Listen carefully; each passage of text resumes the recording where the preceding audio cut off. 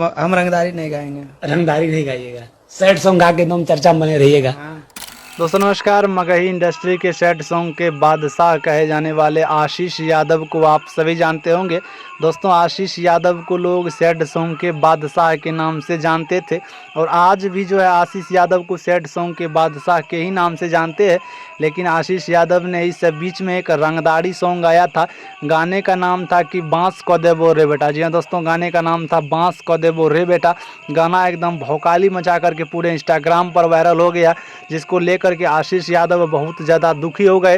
दोस्तों बता दें, अपने इंटरव्यू के माध्यम से आशीष यादव ने कहा है कि अब हम कभी रंगदारी सॉन्ग नहीं गाएंगे, क्योंकि रंगदारी सॉन्ग में जो है मेरा ही बदनामी हो गया।